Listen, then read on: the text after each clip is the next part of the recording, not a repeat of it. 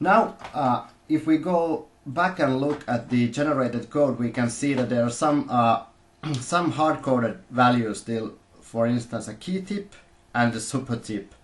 That's SuperTip for the checkbox. This SuperTip is like a form of a tooltip. When I go here and hover my mouse over the checkbox, it shows the tweeting enabled, and this is a SuperTip for the checkbox. We'll modify the abstraction now to allow us to enter this value also from the XML. So what we do here is we go to the XML schema designer. We recognize that we want another value in the checkbox, so we simply add child attribute here. Oops. Okay, this is a demonstration that we are actually modifying the wrong level of the checkbox type. Now it extended our type. That's not what we wanted, but let's go to the strong type here. So go to definition in the attribute. There, now we are on the unextended checkbox type, and we go and add the child attribute here. So it's the SuperTip. We set its type to string. It can be optional. Let's annotate it.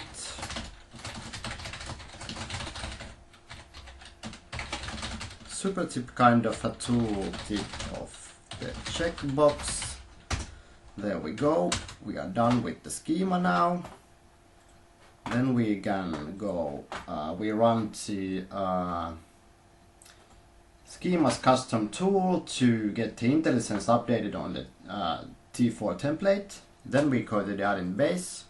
That's the one generating from the template, and actually now we can go here, paint this up, start writing standard T4 code that actually is IntelliSense aware. The SuperTip is visible there. We save the file.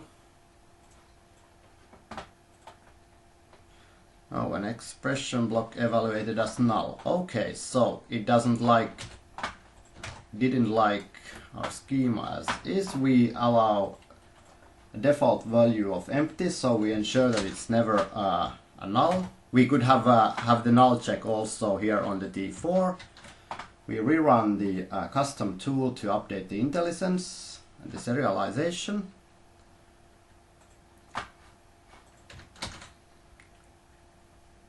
We save the file again. Now it's no longer null, it's just empty. So if we go to the designer file, here, the SuperTip is now fully empty. And then we go here on using the abstraction, find our checkbox, enter here the SuperTip. So the IntelliSense is aware of the SuperTip now.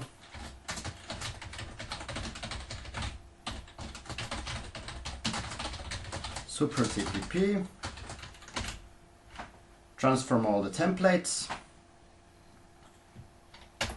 run the debugger, and here we can see SuperTip enabled, and that's all. So modifications of the abstraction is really straightforward.